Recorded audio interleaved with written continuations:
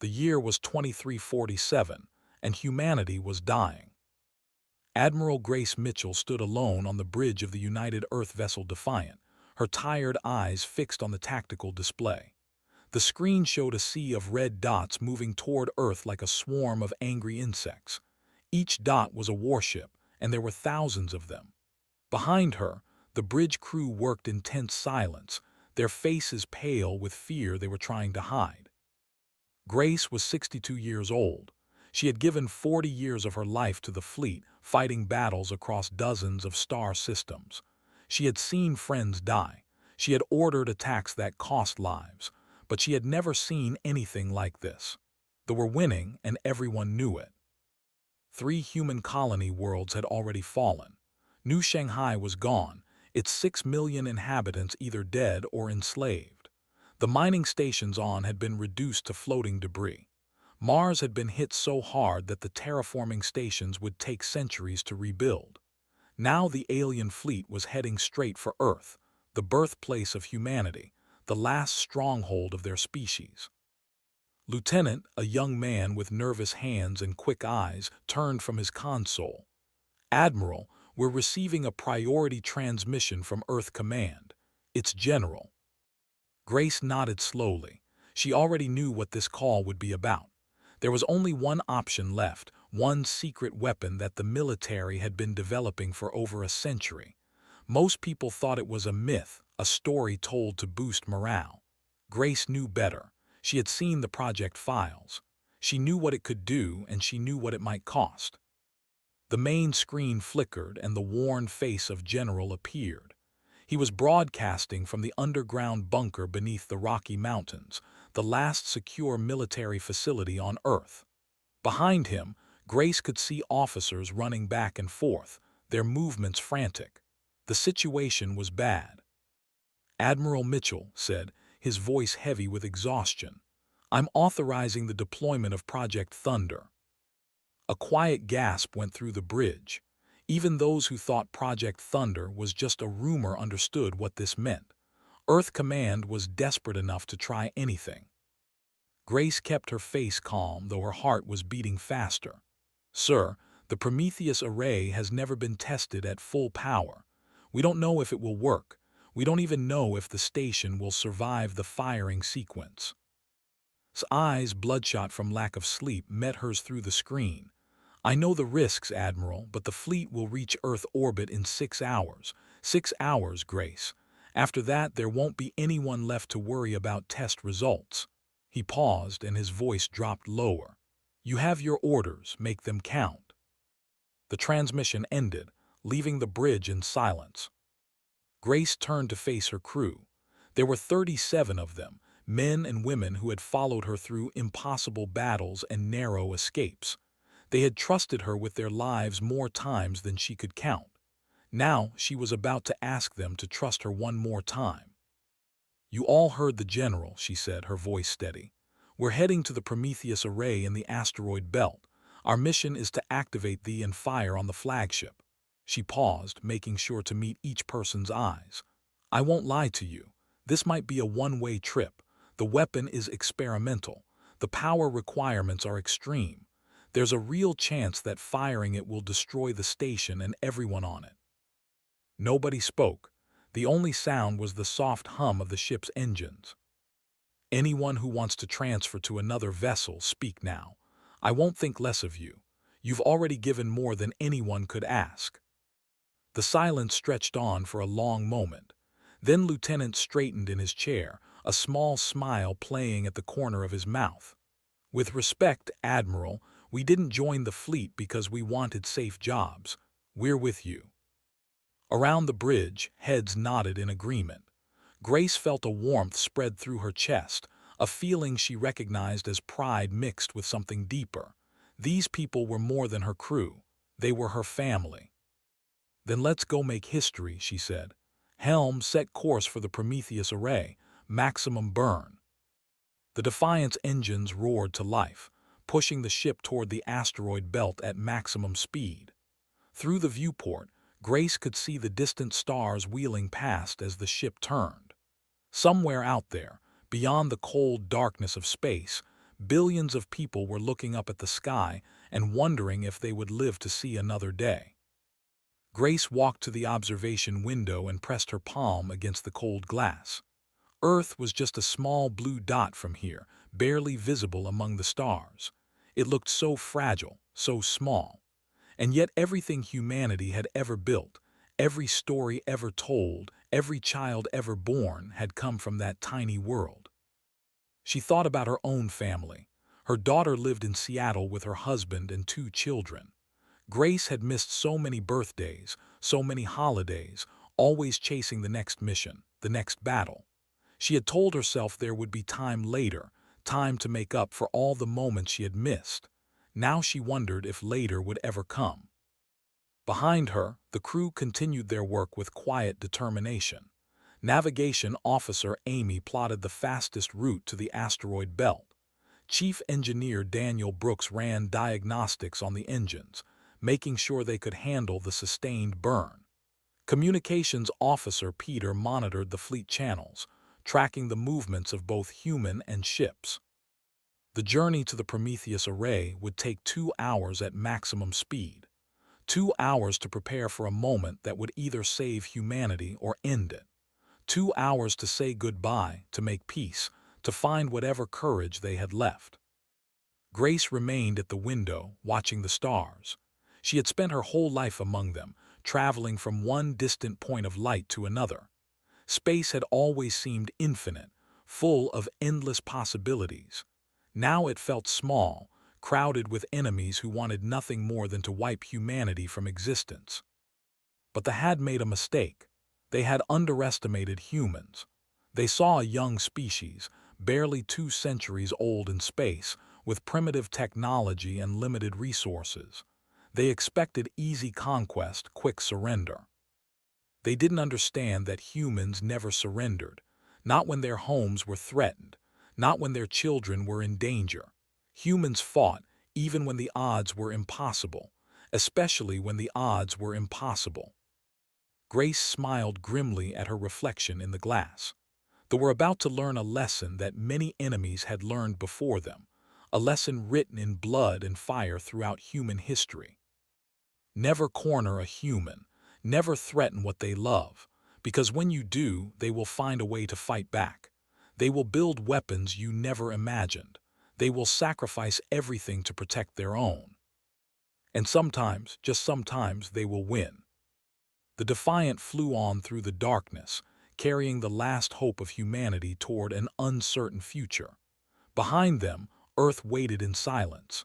Ahead, the Prometheus array held secrets that would change the galaxy forever. The countdown had begun. The Prometheus array floated in the darkness between Mars and Jupiter, a structure so massive that it made the Defiant look like a toy boat next to an aircraft carrier. Grace Mitchell stared through the viewport as her ship approached, and for a moment she forgot to breathe.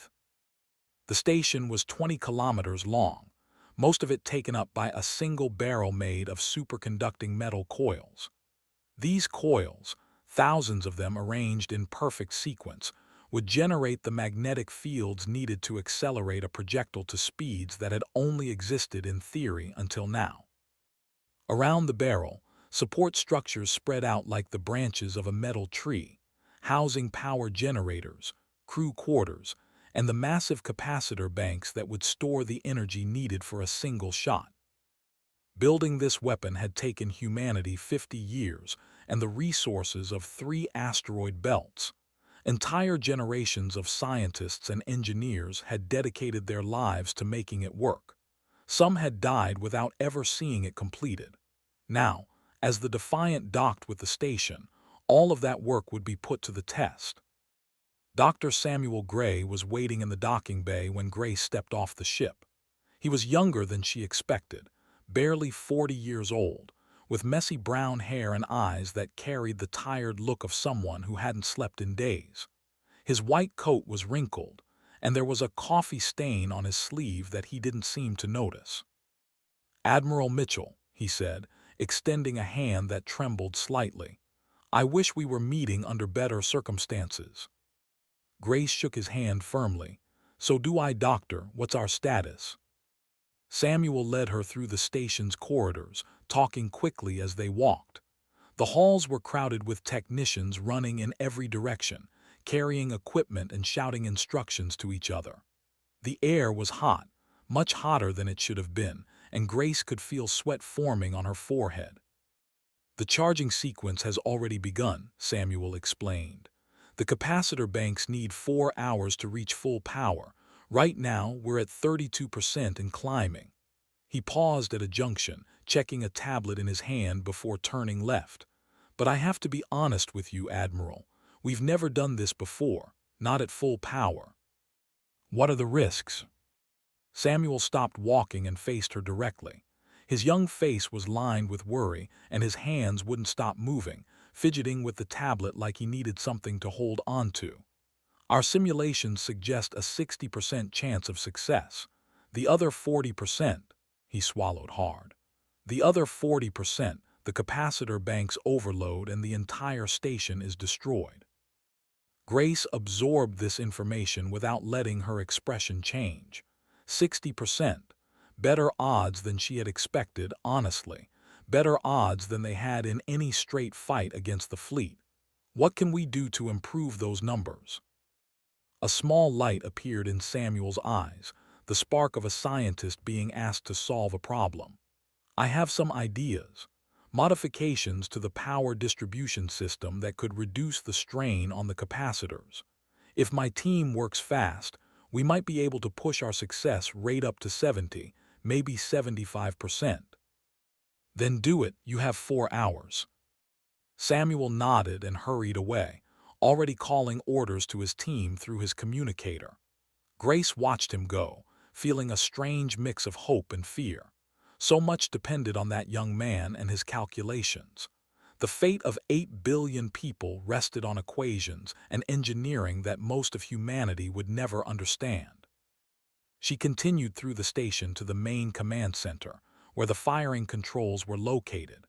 The room was circular, dominated by a massive holographic display that showed the positions of every ship in the solar system. The fleet appeared as a cloud of red moving steadily toward the small blue dot that was Earth. Human ships, painfully few in comparison, were scattered in defensive positions that everyone knew wouldn't hold. Lieutenant had already arrived and was working at one of the consoles. He looked up as Grace entered, his face grim. "Admiral, I've been coordinating with the fleet. They're doing everything they can to slow the advance, but—" he shook his head. "It's not going to be enough. If we don't stop them here, nothing will." Grace studied the display, her tactical mind automatically calculating distances and times. The flagship, a massive vessel called the Eternal Dominion, sat at the center of the enemy fleet. According to intelligence reports, it was commanded by an ancient being known as the Arbiter, the highest military authority in the Dominion. If they could destroy that ship, the enemy fleet would fall into confusion. It might be enough to turn the tide. "Show me the targeting solution," she ordered. Brought up a new display, showing the projected path of the projectile. The distances involved were staggering. The Prometheus array was nearly 500 million kilometers from the fleet. At conventional speeds, a projectile would take months to cover that distance, but the wouldn't fire at conventional speeds. "We're looking at a projectile velocity of approximately 28,000 kilometers per second," said. "At that speed, travel time to target is just under 4 minutes. But Admiral, there's no guidance system. Once we fire, the projectile goes in a straight line. If the target moves—" "Then we miss," Grace finished, "and we don't get a second chance." She stared at the display for a long moment, thinking. They had been conquering other species for 10,000 years. Their technology was so advanced that most races surrendered without fighting. Their ships could dodge, weave, and accelerate in ways that human vessels couldn't match. But the projectile would be traveling at nearly 10% of the speed of light. No ship, no matter how advanced, could dodge something moving that fast. Not if they didn't see it coming. Not if they didn't believe it was a threat. "The Arbiter is arrogant," Grace said slowly, a plan forming in her mind. Intelligence reports say he always positions his flagship at the center of the fleet. It's a show of dominance, a message that no enemy can touch him. She smiled grimly. He won't move.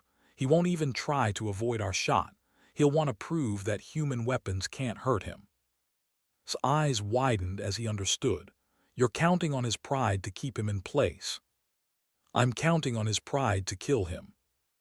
The next few hours passed in tense preparation. Samuel Gray and his engineering team worked frantically to reinforce the capacitor banks, running calculations and making adjustments that pushed their equipment to the absolute limit. Grace supervised the loading of the projectile, a 3-ton slug of depleted uranium wrapped in a tungsten shell. It was, in many ways, the simplest weapon humanity had ever built. No explosives, no guidance system, no electronics at all. Just mass and velocity, combined to create more destructive power than a nuclear bomb. Commander Cole, the station's chief of operations, oversaw the loading process. He was a practical man in his 50s, with calloused hands and a face weathered by years of hard work. As the massive projectile was secured in the firing chamber, he turned to Grace with a question in his eyes. "Admiral, permission to speak freely." "Go ahead, Commander." Glanced at the weapon, then back at Grace. "I've been in the fleet for 30 years. I've seen a lot of strange things, fought a lot of battles, but this," he shook his head slowly, "this is different. We're not just fighting for territory or resources. We're fighting for everything, for everyone." Grace nodded, understanding what he was trying to say. "That's exactly why we're going to win, Commander, because we can't afford to lose." The capacitor banks reached full charge at exactly 14:30 Earth Standard Time. Samuel Gray reported that his modifications had raised the success probability to 73%. It wasn't perfect, but it was the best they could do.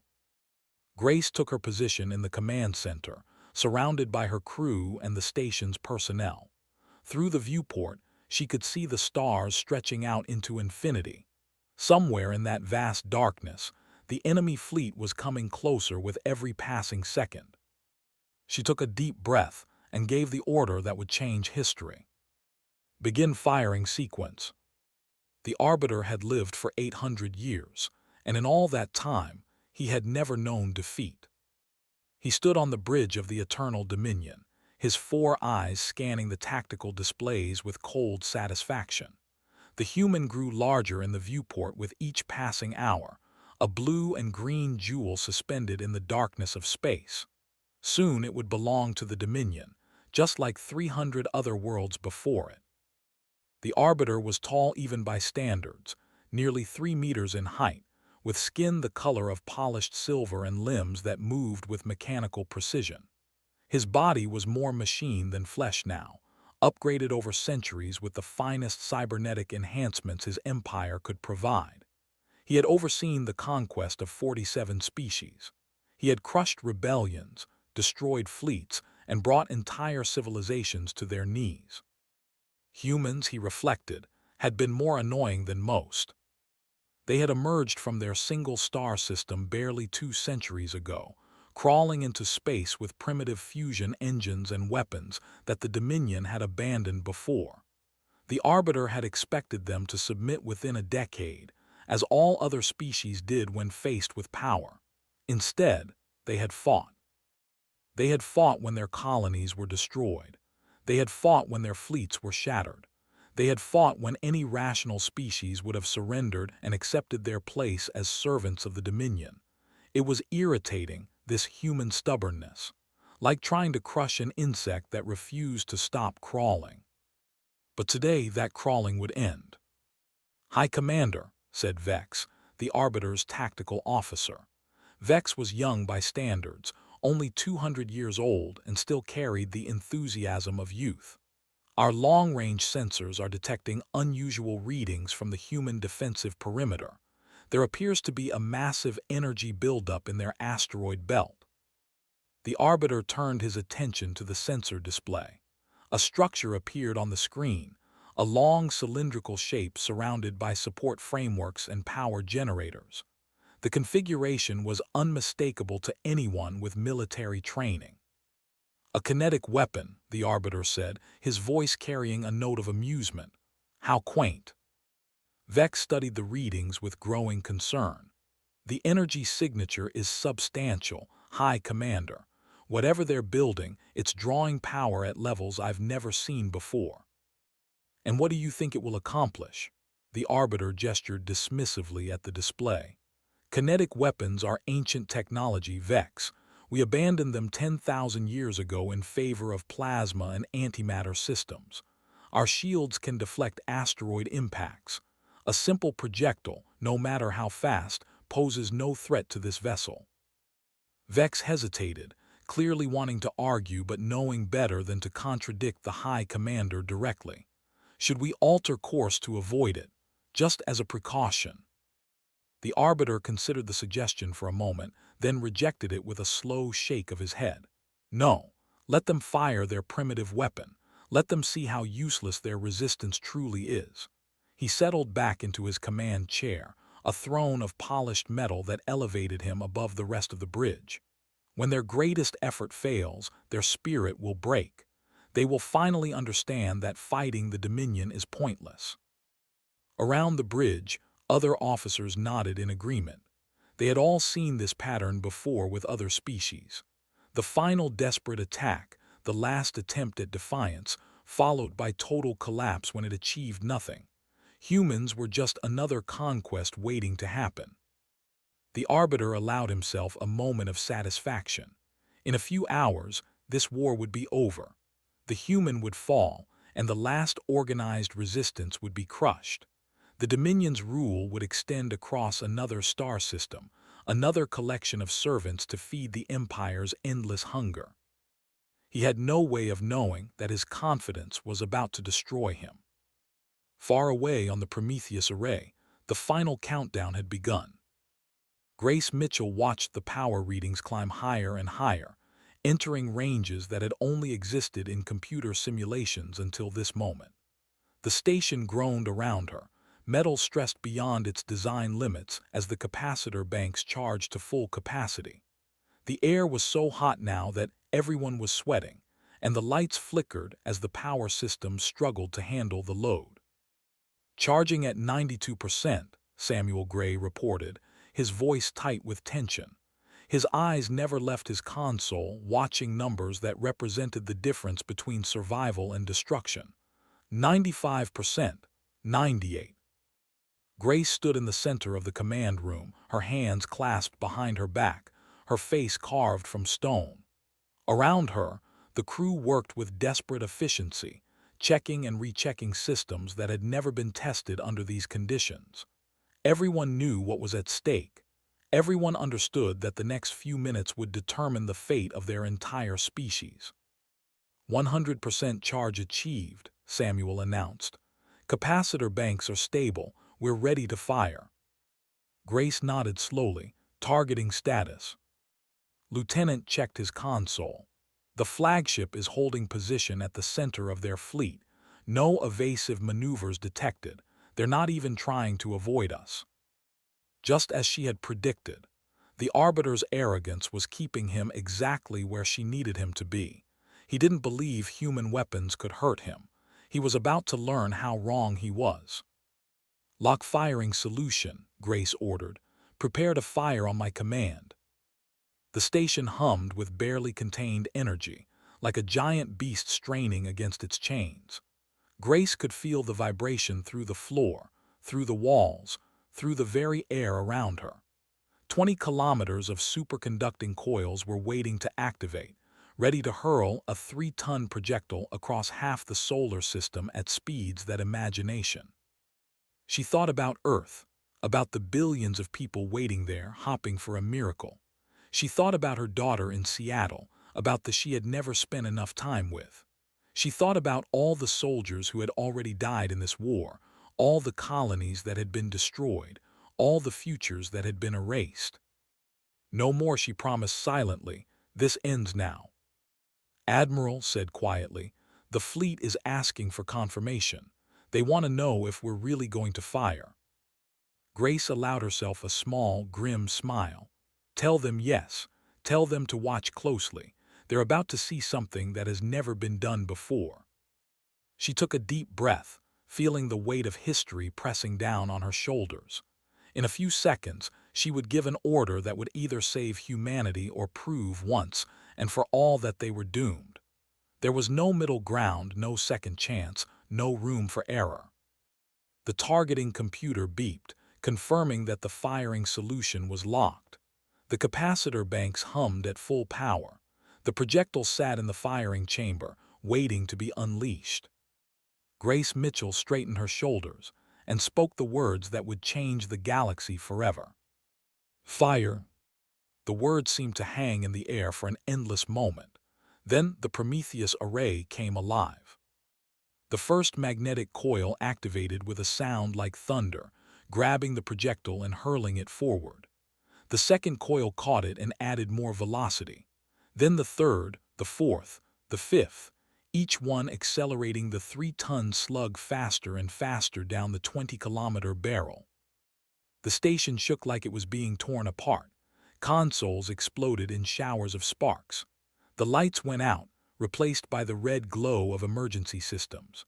Grace was thrown from her feet, slamming into a console with enough force to drive the breath from her lungs. Around her, crew members shouted and scrambled for handholds as the entire structure convulsed.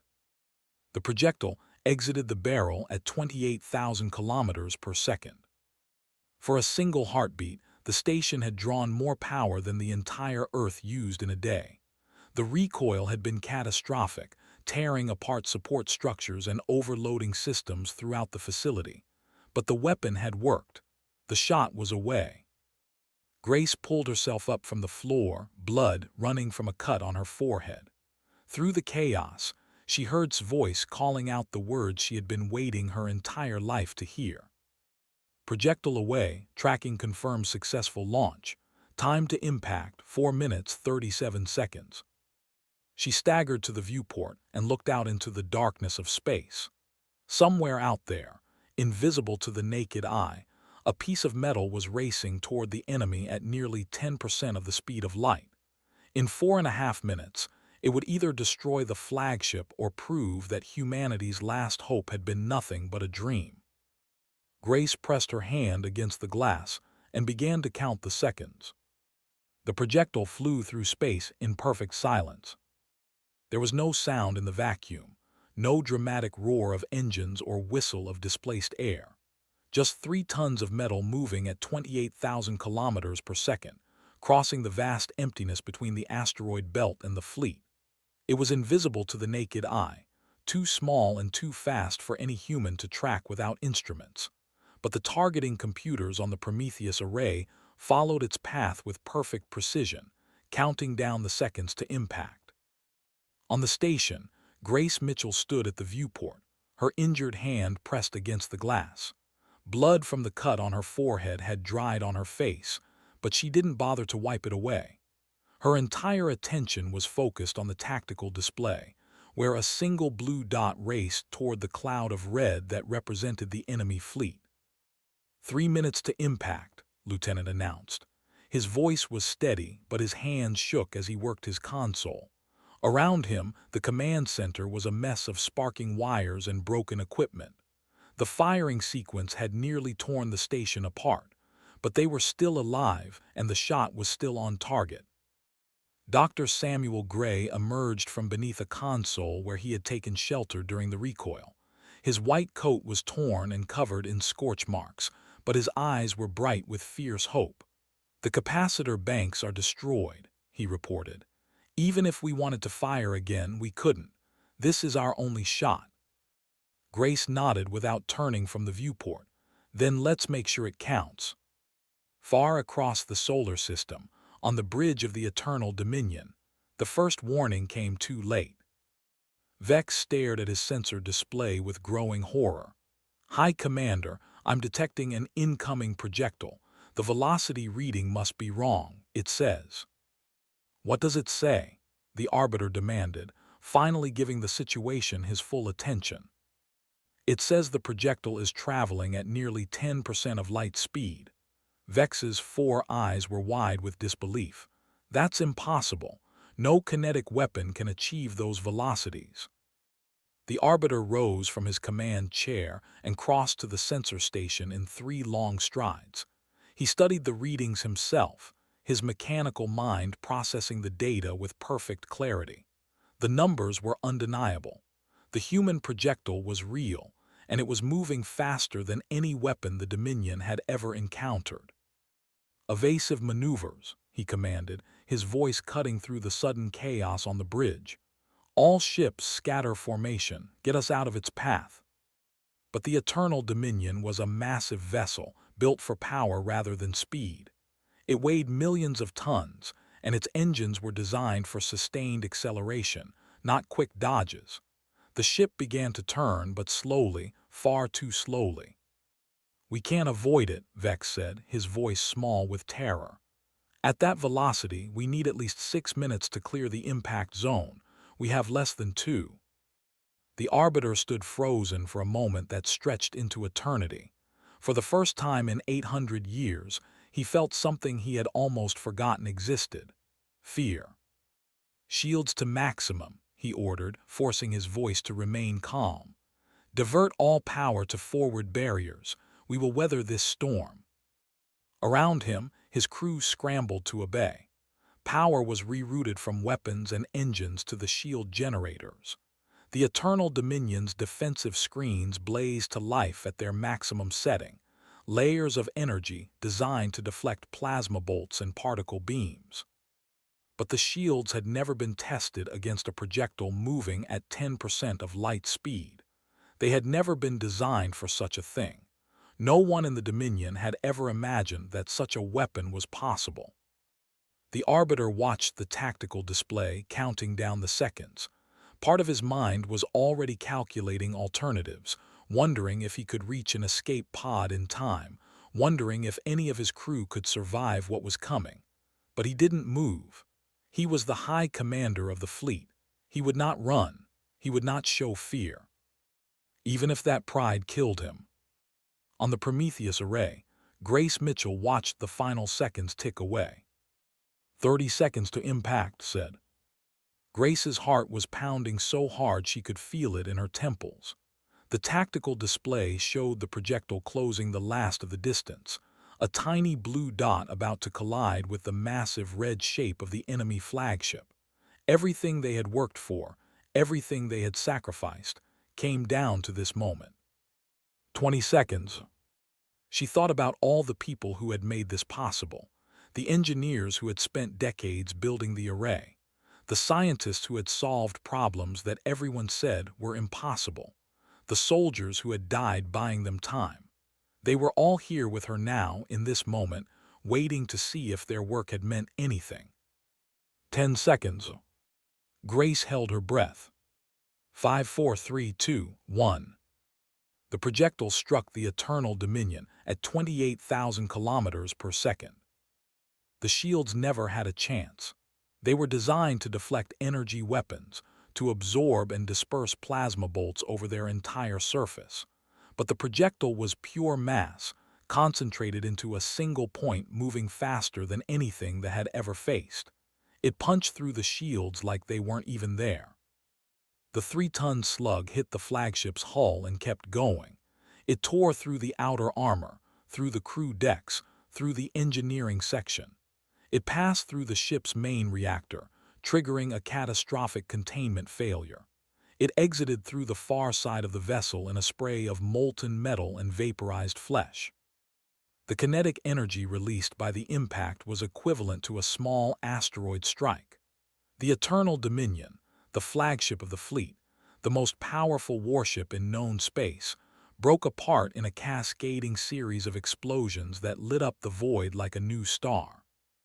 The Arbiter, 800 years old, conqueror of 47 species, died in an instant. He never even saw the projectile that killed him. On the Prometheus array, the tactical display flickered once, then updated. Where the massive red shape of the enemy flagship had been, there was nothing but debris. For a long moment, no one spoke. No one moved.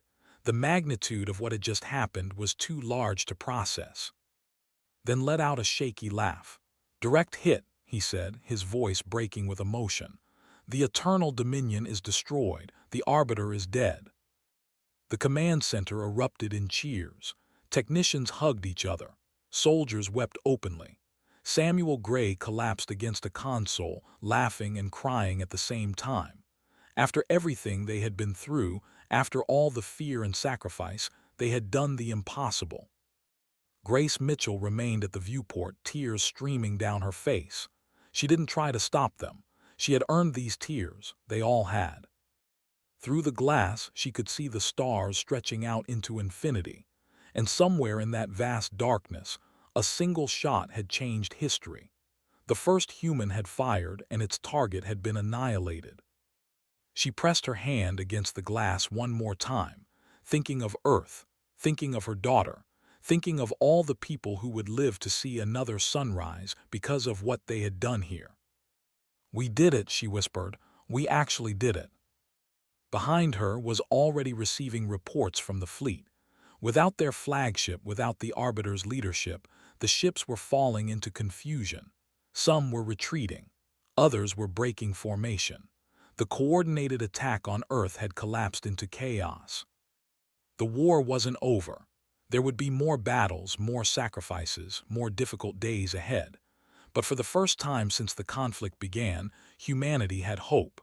They had proven that they could be hurt. They had proven that even the mightiest empire could fall.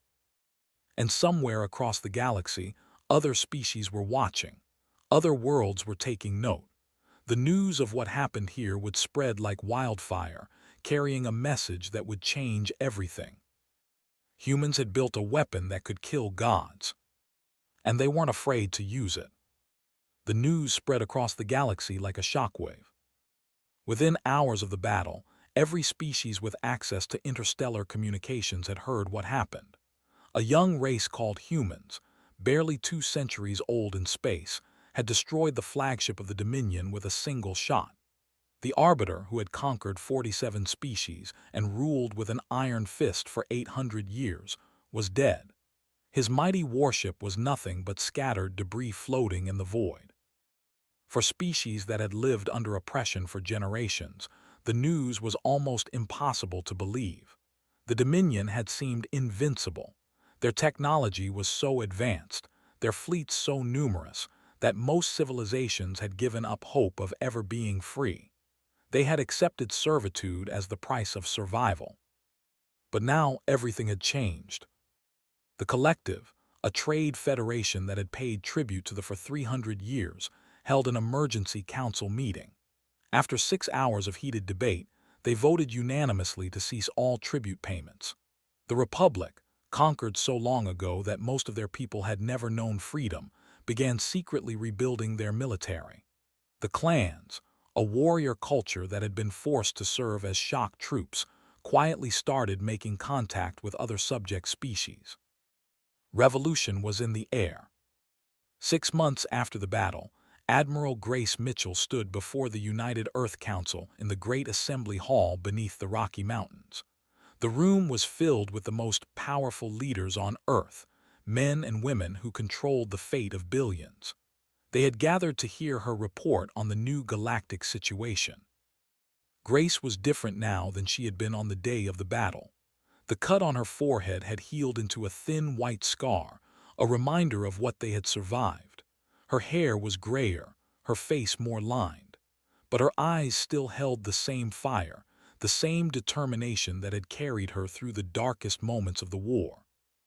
"The Dominion has withdrawn all forces to their core systems," she reported, her voice clear and steady. "Our intelligence suggests they are experiencing significant internal turmoil. The death of the Arbiter has created a power vacuum, and several factions are fighting for control." Council Chairman Henry leaned forward in his seat. He was a thin man with sharp eyes and a politician's careful way of speaking. "What about their subject species? How are they responding to our victory?" Grace allowed herself a small smile. "We've received diplomatic inquiries from 47 species in the past 6 months. Many are interested in trade agreements and technology exchanges. Others want to discuss mutual defense treaties. She paused, letting the significance of her next words sink in. 3 have specifically requested technical specifications for our technology. Murmurs rippled through the assembly hall. The implications were staggering. For 2 centuries, humanity had been the newcomers, the primitives, the species that everyone else looked down upon. Now other civilizations were coming to them for help. Now they were the ones with something the galaxy wanted. I recommend that we proceed carefully, Grace continued. We have shown the galaxy what humanity can do when we are pushed to the edge. Now we need to show them what we can do as partners and allies. She straightened her shoulders, looking around at the assembled leaders. We did not build this weapon because we wanted to conquer anyone. We built it because we wanted to survive. That is a story every species in this galaxy can understand. The Council voted unanimously to establish a new diplomatic initiative, reaching out to other civilizations and offering friendship to those who had suffered under rule. It was the beginning of a new era for humanity, a transformation from desperate survivors to galactic leaders. In the years that followed, everything changed. Human engineers developed shield technologies based on principles they had never explored, combining their understanding of kinetic energy with alien knowledge of force fields. Human diplomats brokered peace treaties between species that had been at war for, using their outsider perspective to find solutions that others had missed. Human explorers pushed into regions of space that other civilizations had declared too dangerous to enter, driven by the same curiosity and courage that had carried them to the stars in the first place. The Prometheus array was rebuilt, improved, and eventually replicated at strategic points throughout human space. These platforms became symbols of human power, silent guardians that reminded the galaxy what would happen if humanity was ever threatened again. But they also became symbols of hope, proof that even the mightiest tyrant could be brought down. Dr. Samuel Gray received the highest scientific honors humanity could bestow. He spent years training new engineers, passing on his knowledge to the next generation. When he finally retired at the age of 65, he was celebrated as one of the greatest minds in human history. He lived quietly after that, tending a small garden on Mars and occasionally lecturing at the technical institute that now bore his name.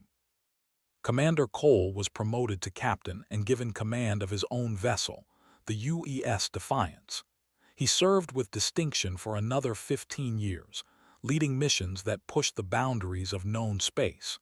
When he retired, he wrote a memoir about his experiences that became required reading at every military academy in human space. Lieutenant became an admiral himself, eventually taking command of the Earth Defense Fleet. He never forgot the lessons he learned aboard the Defiant, and he made sure every officer under his command understood the importance of courage, sacrifice, and teamwork.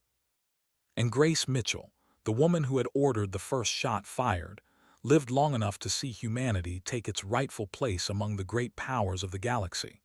She retired at the age of 81, spending her remaining years with her daughter and in Seattle. The city had been rebuilt after the war, and she loved walking through the streets, watching children play in parks that had almost been destroyed. On the day of her retirement, she gave one final interview to a young journalist who had traveled from Earth's colony to meet her. The young woman had grown up hearing stories about the Battle of Prometheus, about the shot that saved humanity. She wanted to know what it had felt like to be there, to make the decision that changed history. Grace thought about the question for a long moment before answering. She thought about the fear she had felt, the weight of responsibility, the faces of all the people who had stood beside her in that desperate hour. "People ask me if I was scared," she finally said. "Of course I was scared. Everyone was scared.